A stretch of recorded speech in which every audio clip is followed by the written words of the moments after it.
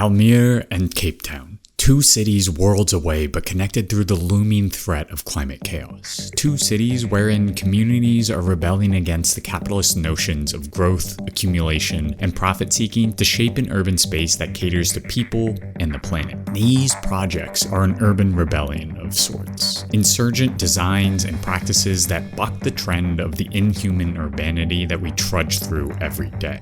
But the work done in Almere looks vastly different from that in Cape Town, a gap that reveals the inequalities, geographical differences, and local needs. Today, we explore the future of cities, unpacking how capitalism has corrupted our current urban spaces, what future metropolitan landscapes steeped in solarpunk and ecosocialist degrowth politics might look like, and how now-topian projects like those in Almere outside of Amsterdam and the Empower Shack project in Cape Town might chart a path towards actually achieving a zero-carbon and just city for all. This video is sponsored by Ground News. Stick around to the end to find out how you can get 30% off Ground News. The capitalist city of today is one of immense inequality, environmental destruction, and isolation. In Los Angeles County, as the rich enjoy mansions and gated communities, over 75,000 people must live without shelter, forever under the threat of police raids and violence. In New York City, rent continues to skyrocket, leaving many unable to afford a roof over their head. Meanwhile, in Chicago, the city cleaves itself into segregated neighborhoods. And like dirt in an already festering wound, air pollution pervades these cities. In the US alone, outdoor air pollution kills 88,400 people annually as cars and roads dominate communal space. Streets and business high-rises slice up parks and green spaces. And the few public spaces that do exist are underfunded, leaving very few options for casual gatherings outside the home. Often meeting up with friends or being in community requires some form of consumption and payment, whether that's buying drinks to sit at a bar, tickets to go see a movie, or buying a coffee to sit down in a cafe. This is what a city run on capitalist logic looks like. One where the city becomes more about generating profit and wealth than about the people actually moving through that city. This is especially true in the imperial core, where real estate has become the way to store and generate wealth. The very roofs over our heads have been transformed into speculative investments for capitalists. Indeed, 2/3 of the world's net worth is now in real estate. In US cities like Detroit, Phoenix, and Atlanta, more than 40% of home sales in 2022 went to people who were buying secondary or investment properties. And thought leaders in the business world drool over investment properties and the wealth generation of rental buildings. For most people who want to invest their money and build wealth, real estate has so many tax advantages that make it very unique and profitable. 1/3 of my net worth is in real estate. Right now, it's all single-family dwellings because I can get rent for them. So our cities and the buildings that house us are just another commodity to be bought and sold. As the few accumulate vast sums through real estate, rent and housing costs have been pushed to the brink. As the host of the Dig podcast, Daniel Denvere, notes, there's not a single county in the United States where a full-time minimum wage worker can afford the average 2-bedroom apartment. Often you're paying 30% to upwards of 50% of your wage straight to the hands of landlords. So after your wage has been hollowed out to maximize profits for corporations, building owners then demand a large chunk of that wage back in the form of rent, leaving you very little left to actually survive or, God forbid, enjoy life. So as the author of Capital City, Samuel Stein, explains in that same Dig podcast episode, people are paying huge amounts of the incomes that they're making, which are insufficient.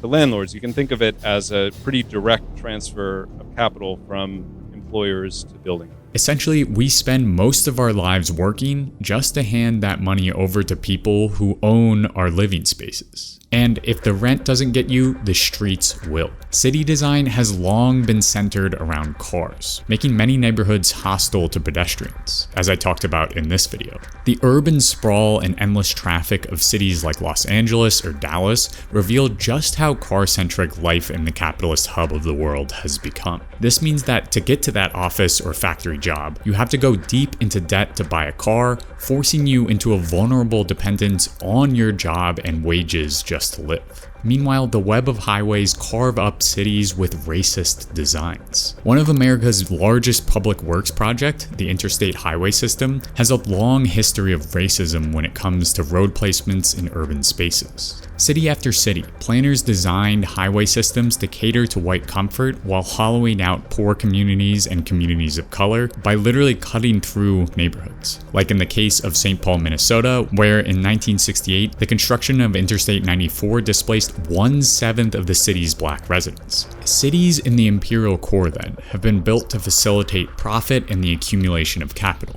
With their luxury condos, highway overpasses, and commuter lines that bypass poor neighborhoods and communities of color, capitalist urban spaces prioritize profits and in the process create pollution, segregation, and isolation from community. But this is just in the imperial core. As the forces of imperialism, especially that of capitalist agricultural behemoths like Bayer Monsanto, increasingly push for the industrialization and commodification of global agriculture, countries in the imperial periphery like India or Nigeria are facing a decline in subsistence farming populations as agro-capitalist pressures make it difficult to grow food. Food that has become increasingly exported and commodified, forcing rural populations to migrate towards cities in search of wages to sustain themselves. As Mike Davis writes in his seminal book, Planet of Slums, the forcible incorporation into the world market of the great subsistence peasantries of Asia and Africa entailed the famine deaths of millions and the uprooting of tens of millions more from traditional tenures. The end result, in Latin America as well, was rural semi-proletarianization. The creation of a global class of immiserated semi-peasants and farm laborers lacking existential security of subsistence. We are witnessing the enclosure of the commons on a global scale. The industrialization and commodification of rural farming have pushed millions towards urban centers, much like enclosure laws in 17th century England did. Indeed, urban populations have more than quadrupled since 1970. And by 2050, 6.7 billion people will live in urban areas, with 90% of that growth projected to take place in Africa and Asia. For the first time in history, the majority of the world's population lives in urban centers. And 1 in 4 of those city dwellers live in informal settlements, commonly known as slums. Here, the inflow of refugees of agrocapitalism, of capitalist climate disaster, and more erect and maintain settlements on the edges of unwanted land of urbanity. Often situated on dumping grounds or land that is deemed otherwise undesirable for real estate developers, these informal settlements must not only face the brunt of local environmental destruction by way of water, air, and soil pollution, but also weather the fury of climate change-fueled natural disasters like hurricanes and floods. Like in the case of Cyclone Freddy ripping through Blantyre's Durande Township, a storm that wiped away countless shelters and displaced over 19,000 people. And because residents are deemed to be illegally squatting on this common land in the eyes of the capitalist state, it can be hard to leave even with the threat of hurricane or wildfire looming. Because without the security of land tenure, there's no knowing if you will be allowed back to your home once you've left it. So in both the imperial core and periphery, capitalist forces pervade and erode the strength of urban centers. They leave us exposed to environmental and climate catastrophes through a lack of infrastructure, segregation, and an unnecessary emphasis on fossil fuel guzzling cars. For more than a century, the city has been built to cater to profits, not people and their environments. And it seems like business as usual will continue to push us down that road. But all is not lost. Cities might just represent a key pressure point to catalyze change.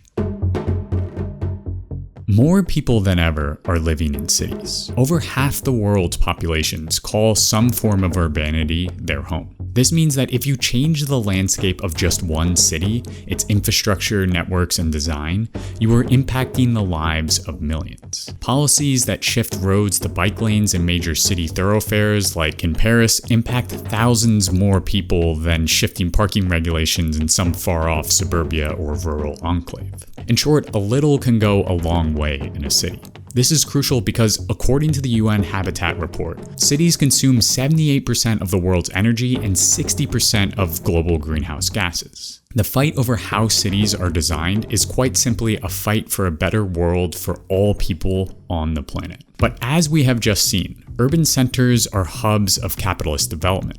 Through real estate speculation, industrial manufacturing, and financial districts, cities facilitate capital accumulation and generation of profit for the few, while the rest are left vulnerable, in debt, and isolated. But as Karl Marx long ago observed, cities also collect, connect, and strengthen the power of the working class. By concentrating vast amounts of people in one place, capitalists enjoy immense access to cheap and readily exploitable labor. But within that concentration, there is also a seed of hope. Cities bring us close together. They allow the working class to easily organize and strategize, to struggle against the confines of capitalist extraction. So as urban centers grow, the power of movements for justice grows with them. The city is a landscape that is pregnant with possibilities ripe for change. When we bring housing, connection, and environmental healing to communities and cities, we immediately bring a good life to millions. In turn, those transformed cities can act as hubs that jumpstart global transitions to a renewable world based on Solarpunk, ecosocialist, and degrowth principles.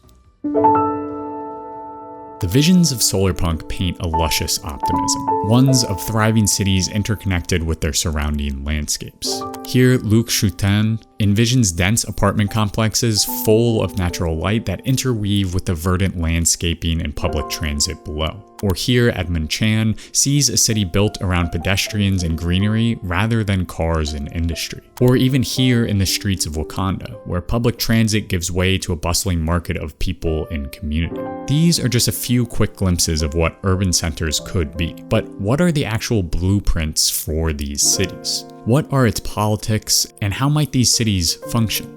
Developing the answer to these questions not only offers us a light in the dark of the shadows of our current capitalist trajectory, but also helps solidify what we're actually fighting for. Of course, these are utopias of sorts. The scaling up of these visions risks the ever-looming threat of capitalist co-option, which I'll talk about a little later in the video. But for now, what would a solarpunk, degrowth, and eco-socialist-oriented city actually look like? We'll begin with sustenance, food, and water, the fundamental building blocks of humanity. For many in the imperial core, sustenance comes from the grocery store and the tap. What we eat is heavily distanced from the farmers growing our food. Our food is presented to us wrapped in packaging and placed in stores hundreds of miles away from where a farm worker toiled to harvest that lettuce, for example. And within those stores, food prices seem to increase every year, leaving many struggling to put dinner on the table. And in the US, the quote-unquote good food is often cordoned off in wealthy white neighborhoods where companies can make the most profit, while those without means must live miles away from any form of fresh produce and groceries in a system of food apartheid. To add insult to injury, many urban communities must face down lead and toxic chemicals in their pipes, rendering their water undrinkable. In short, clean water and delicious food becomes inaccessible. This is unacceptable. The cities of the future must rebel against this urban agro-capitalist design. So an end to food apartheid must be facilitated not only by free, accessible, and delicious community-run food stores in every neighborhood, but also by a blanket of communal food gardens and farms across the cityscape. Much like Havana's organoponicos and vegetable gardens that satiate a substantial amount of the city's produce needs, the gap between the rural farm and the urban streetscape must be crushed. Alongside beautiful rooftops and streetscapes of vegetable gardens supplemented by rural farming cooperatives, physical infrastructure and plumbing will need to be repaired and replaced to ensure safe and clean drinking water to every single person. Food and water are basic rights. They should be free and accessible regardless of who you are, what you do, or where you're from. Ultimately, sustenance in this liberatory city should be guided by care, not profit. Stores, bodegas, and markets will no longer exist to generate wealth, but instead function as a vital backbone for thriving neighborhoods, offering themselves up as a place not only to find food, but also with the help of communal kitchens and dining spaces, as a place for friends and family to gather and enjoy life. And in the process, food and water become tools of solidarity.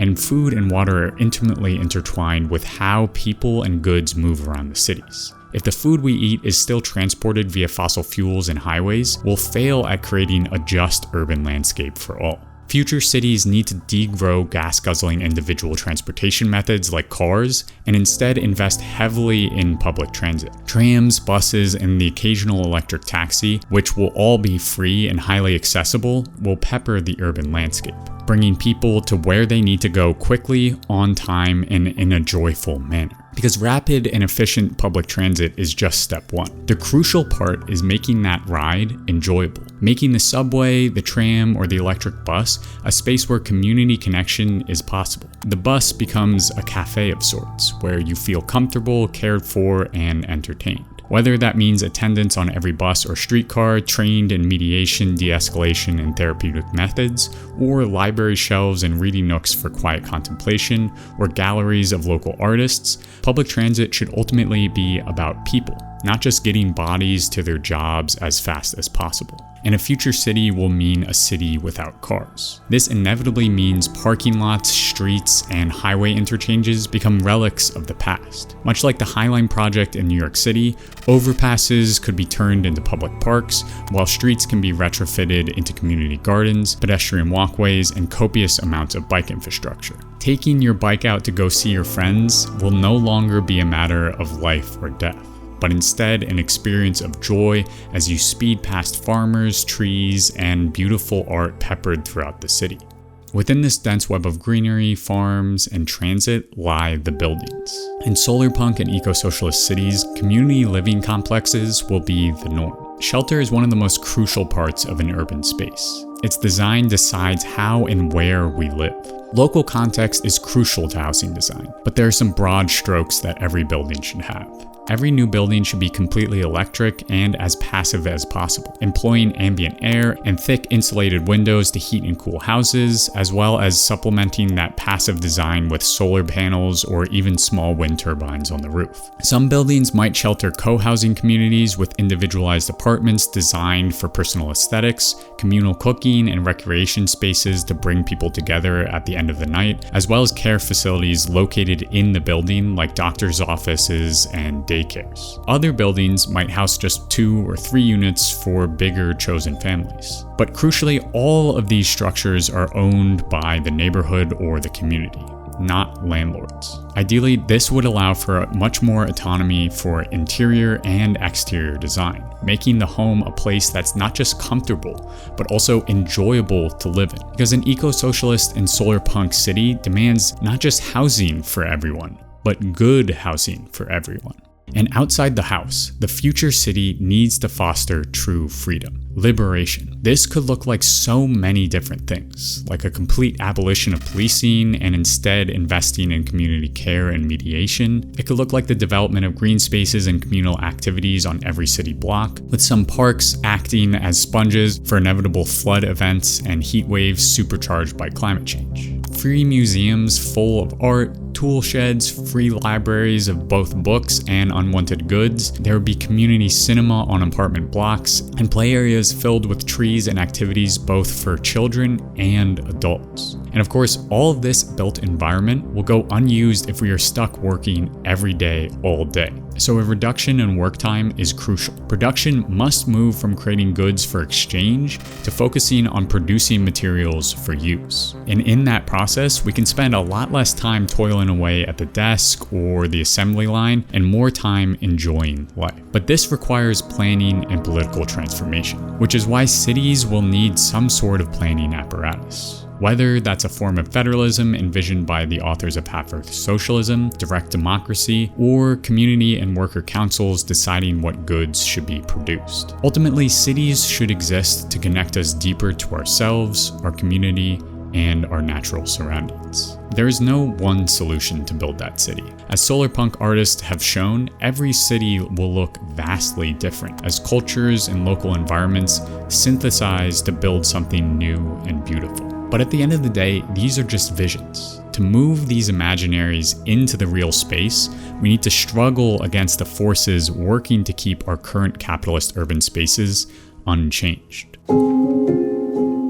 We cannot simply live in the world of art and imagination. These visions may act as fuel for the fire or even a light on the horizon, but we need to strike a match to actually start burning down the capitalist structures blocking these urban dreams. As Maria Kaika and her co-authors write in a paper on implementing degrowth theory into urban spaces, if we don't start meshing these imaginaries with action, they run the risk of becoming yet another discourse for internal academic and activist consumption, an empty signifier that allows us to keep our souls clean, as it were, by staying clear of the political arena. Thankfully, we aren't starting from square one.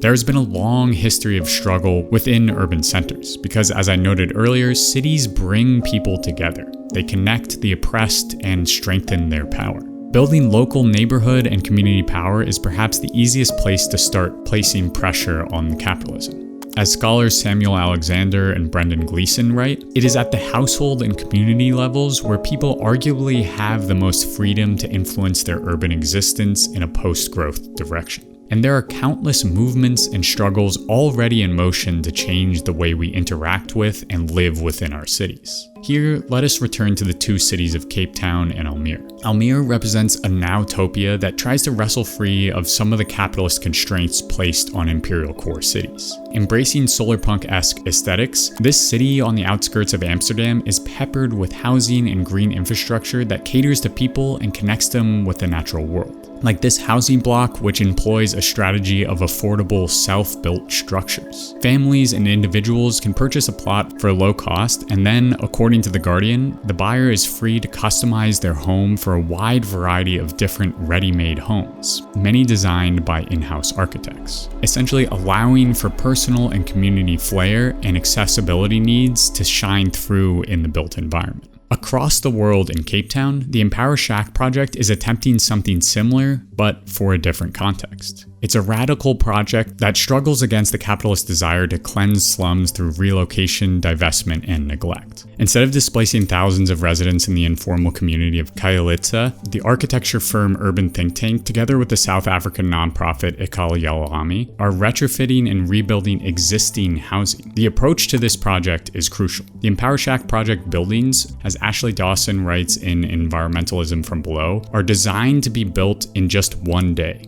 Their facades painted in distinctive colors, intended to help foster a sense of pride and community engagement. Dawson adds that homes also catalyze community connection through interior courtyards and playgrounds for kids. All the while, there's spacious flexibility and inclusivity in the designs, allowing residents themselves to design balconies and semi-private spaces where residents could plant small urban farms. This is important, especially because Empower Shack offered construction apprenticeships to residents, allowing the community to be front and center from initial planning to building all the way to living inside the home. Importantly, these buildings are also low carbon and energy efficient. As Dawson notes, the building roofs are clad with solar panels, while the complex uses a gray water recycling system and also features tree-lined streets designed to cool the neighborhood. This is a glimpse of Solarpunk ecosocialism in the real world, a project that deeply involves residents in building and maintaining housing that connects them to each other and to the natural world, all while minimizing their reliance on fossil fuels. But we must be careful of the co-option of these movements and designs. All too often, as these struggles and ideas scale up, capitalist forces overtake and corrupt them. As Maria Kaika and her co-authors write, there is a long history of co-optation of insurgent practices, from the 1970s urban social movements in Berlin to the recent social commons in Bologna. The contemporary C40s cities network mobilizes a rhetoric that can be interpreted as a co-optation of degrowth principles into tools and concepts for donut economics. To avoid this co-optation, Astrid Druif and Maria Kaika write in another paper that movements can avoid co-optation by setting clear goals and clear terms of engagement right from the beginning, and more importantly, by securing non-competitive funding flows that guarantee their independence, as well as by building a supportive network of institutional actors who do not try to fit radical initiatives into their frameworks, but are prepared and willing to align institutional frameworks with more radical agendas. At the end of the day, though, we can't let the fear of co-optation stop us from starting. We need to start getting our hands dirty, whether that's fighting for affordable zero-carbon housing, struggling for defunding of the police, organizing your union, or battling for better public transit and bike infrastructure. Those visions of a beautiful city will never be realized if we just sit behind a computer. Only through action can our dreams be realized. Pressure from climate movements to build more sustainable cities does seem to be moving the needle at least a little bit. Like in the case of Canada, where the Ottawa government recently announced a $530 million climate adaptation fund for the territory's cities. However, this initiative is not without its critics, both on the left and the right, which is why I've been using this video's sponsor, Ground News, to stay up to date with urban design and climate funding issues like these and peer past the curtain of media bias. For this story, of the 34 sources Ground News compiled, 47% leaned left, while only 18% leaned right.